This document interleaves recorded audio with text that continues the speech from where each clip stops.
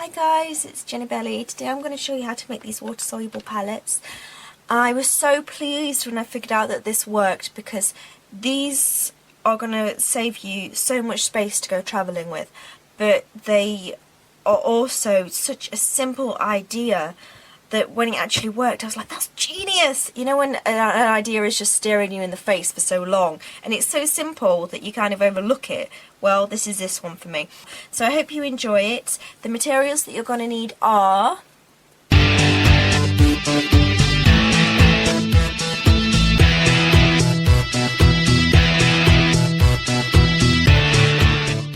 what you're going to need is the heaviest kind of watercolour paper that you have.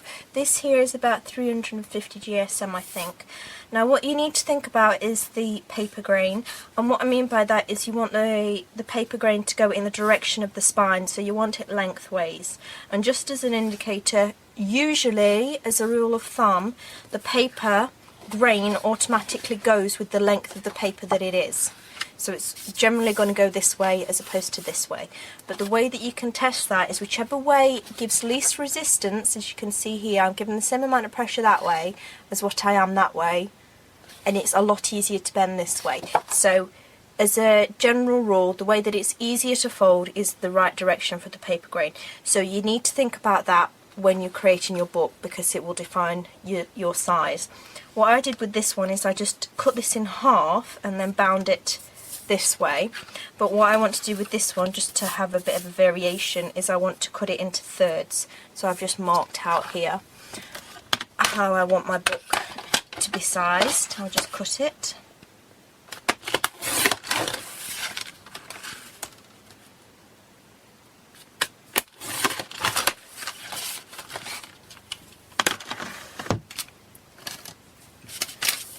Now we just want to fold our pages over, and this will be the size of our book. Just score it once with a bone folder or scissors. Don't overdo scoring because you'll shine the paper up.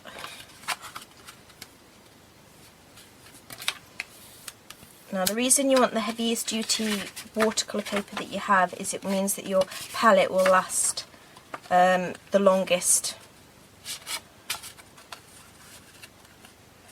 Okay, now what I'm going to do is I'm going to grab a pokey tool if I can find one, and I'm just going to go directly in the centre, and I'm not going to do too fancy a binding on this. I'm just going to do the one that I showed you in the Dose book tutorial. I'll stick a link below because I won't necessarily take it as a tutorial and talk you through this, but it's just one hole in the middle. I'm going in from the outside because, like this one, I want to put beads, these paper beads that I made, on the spine. So you go in through the back, you go around the top, in through the centre, making sure that you hold this one all the time to keep it taut, round the bottom, and then you tie it off.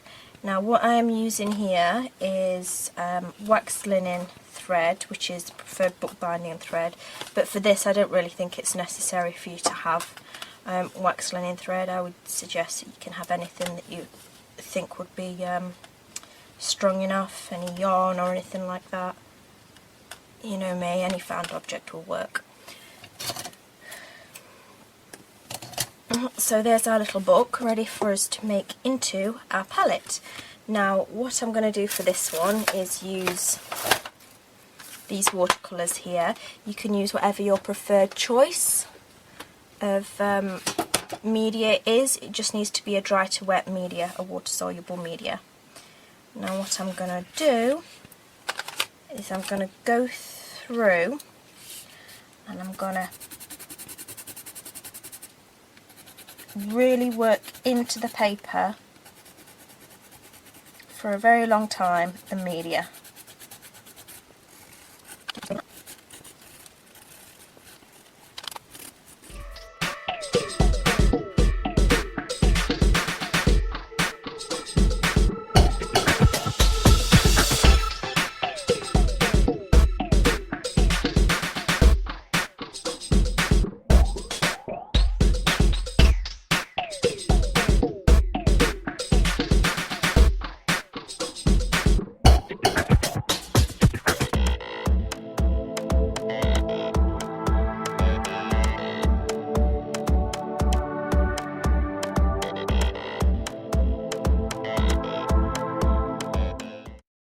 Okay, when you've filled your first page in, what you need to do is get wax paper, and on the waxy surface you need to stick it down this way. And then grab a stapler and punch 2 staples at the top, should be enough to hold it, so that you can lift it upwards like this. Now there's 3 reasons why you need to put wax paper in here, and I'll tell you about them later on.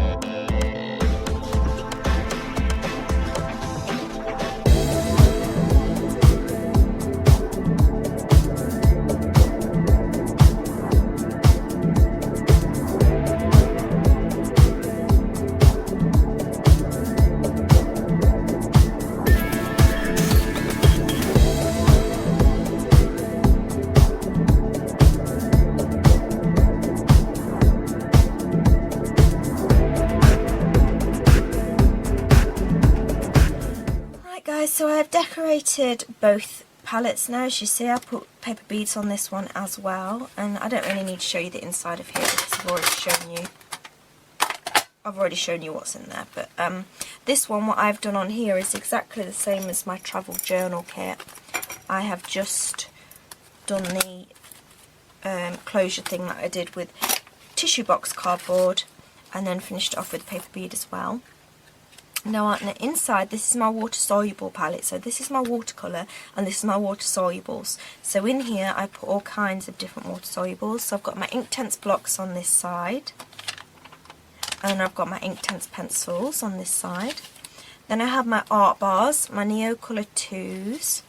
Then I have my Graphitint Derwent pencils, my metallic Derwent pencils, and then I have watercolour skin tones because they're also Derwent pencils. So there is an obvious downside to doing this. It's that you cannot take your media out of stick form and apply it directly to your paper dry. That's the obvious downside. Another downside with the Inktense is that when you wet it, try to do a very tiny area, because when you wet Derwent Inktense, what happens is once it's dry you can't re-wet it and reuse it like you can the other media. So try to use a very limited amount.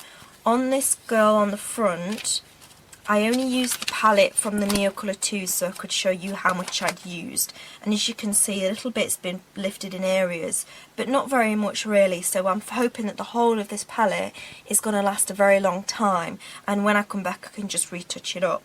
So it was a good plan to use very thick board so that you can use it again and again. And the three reasons why you should use this wax paper is, number one, is you can see the colour coming off of it. It stops the cross-contamination between the colours and making the colours smudge and stuff between the two pages. Number two is when you're using your media wet, you can just cover it up like that, tie it up, put it in your back pocket and go straight away, because it won't stick together because it's a wax paper. And then third, what you can do is you can use these wax papers as a temporary palette while you're away to just mix up a couple of papers, couple of colours, sorry. Oh, blah, blah. So, that I think will work well as a temporary solution. I don't think you should use it necessarily as a palette and get it ridiculously wet, but it will work temporarily fine. And that's it, I think.